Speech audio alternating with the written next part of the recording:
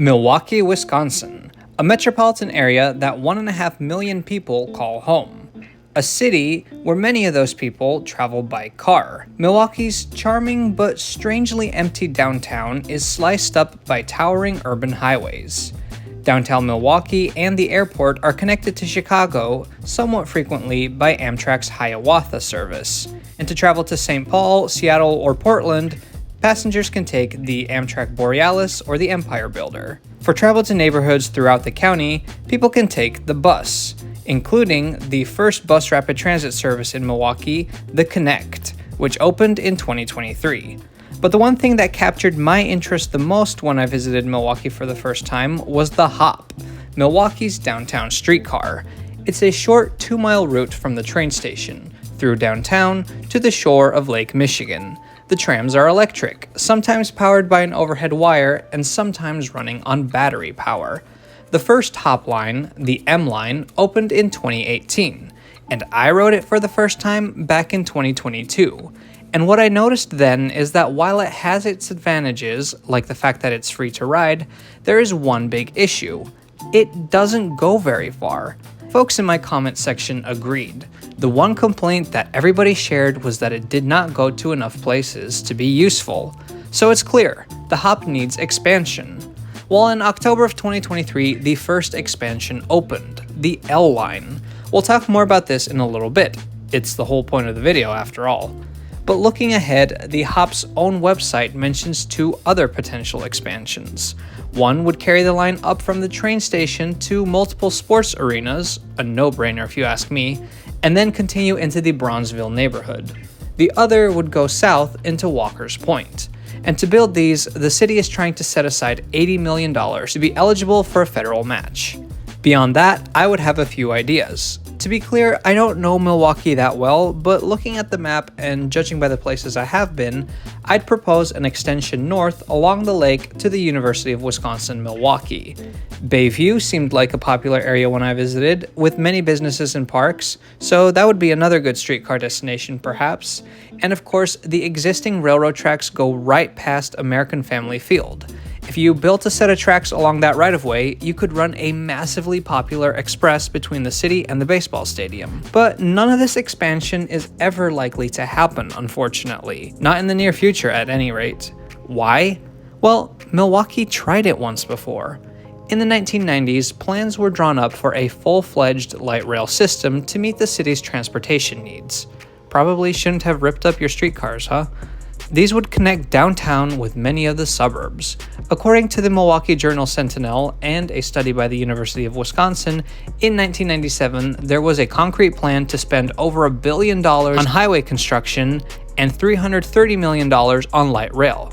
But conservative media and Republican lawmakers put up a serious resistance effort, and soon the Republican governor promised that no money would go to light rail in Milwaukee.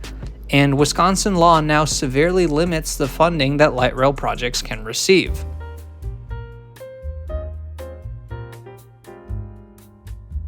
So yeah, funding for the Hop is incredibly restricted. The Potawatomi Hotel and Casino paid $10 million for naming rights of the system. Cash the streetcar could definitely use. And even just in 2023, a new law was passed adding yet another restriction to where they can get their money from. The law, known as Act 12, bans the city from using tax increment financing districts to fund anything. Operation, expansion, if it's streetcar related, it's banned. Because of all the already existing restrictions, that effectively took away the only real remaining money source that the Hop had.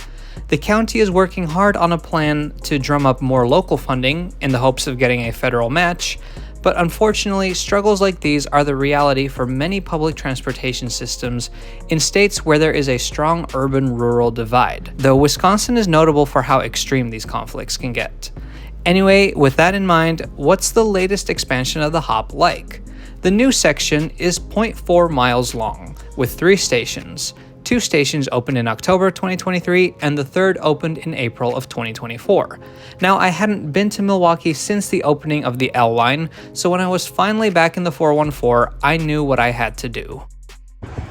All right, so I'm at the historic Third Ward station. This was already an existing stop on the existing line, but the new line stops here. It runs in kind of a weird figure 8 shape.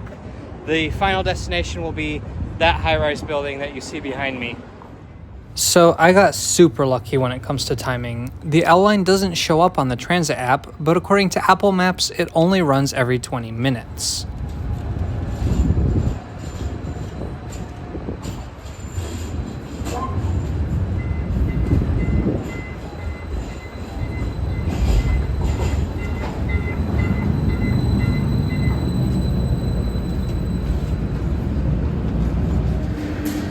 This is the historic Third Ward eastbound stop. Welcome aboard the L line bound for the City Hall southbound stop, and then returning to historic Third Ward eastbound stop. Please watch your step while boarding or exiting the streetcar. Please allow seniors and persons with disabilities to use designated seating. I'm not going to sugarcoat it. That's its major issue. After the shared section with the M line, the L line turns onto Michigan Street to stop at the Michigan and Jackson stop. There are 3 unique stops on the line, and the total solo section is 0.4 miles. That's a matter of blocks. For most able-bodied people, there simply isn't any destination on the L line that you couldn't walk to within 20 minutes. So if the wait for the tram is long, then you're just better off walking. So I'm on the L line. The first stop after the historic Third Ward is already one of the new stations. Stylistically, the new stops look the same as the ones on the M line. The M and L lines were supposed to open much closer to each other. According to the initial timeline, this branch was supposed to open in 2019. And the first thing I noticed when I got on board is that these all have 2 maps on them now, not just the M line, but also the L line. It's the little things. Are we gonna leave, or? So the pantograph on the roof of the tram has now been lowered, and we're going to be running on battery power for this next short little section. That's not necessarily new to the hop. The M line also has some battery sections.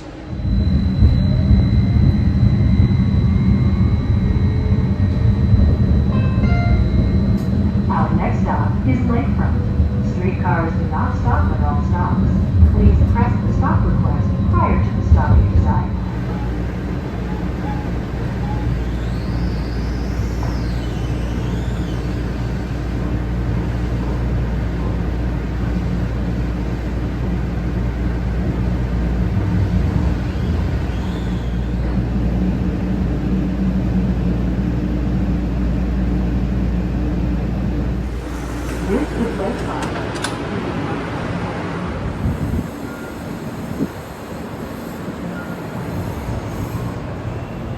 And as you can see, the pantograph is down. There's no overhead electrification here. So the L line terminates, or at least serves, the Lakefront station, which is located underneath this new development known as the Couture. And it's kind of great because you can transfer directly to Milwaukee's first BRT line, the Connect, or you can get on a bike share. You're right by the water here.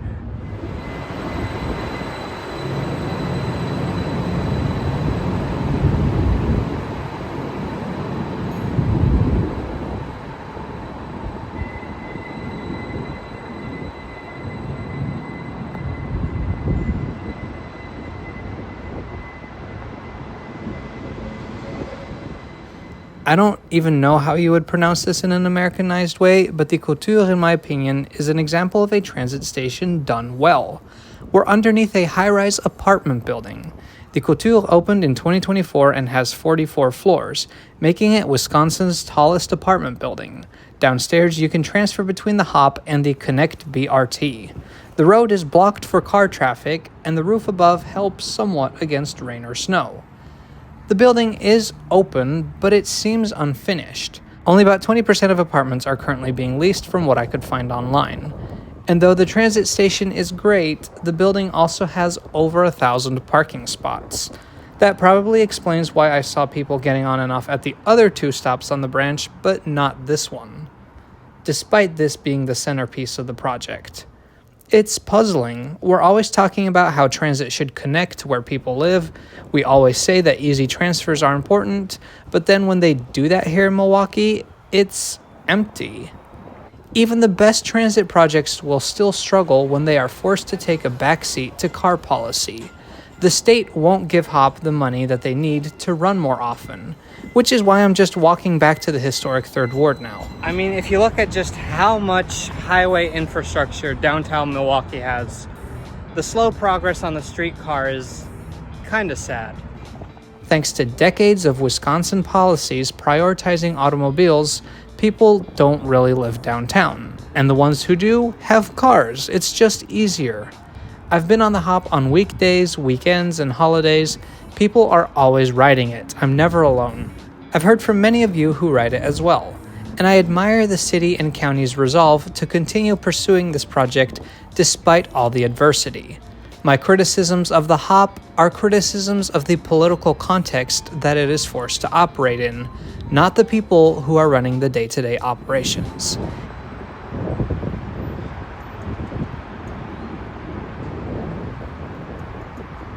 Anyway, that's all for today. I've got streetcars on the brain because I'm currently working on a big project about streetcars in my current hometown of Washington, D.C. It's going to be an awesome video, so make sure to subscribe to Trains Are Awesome so you don't miss it. Thanks so much for watching today. We'll see you next time.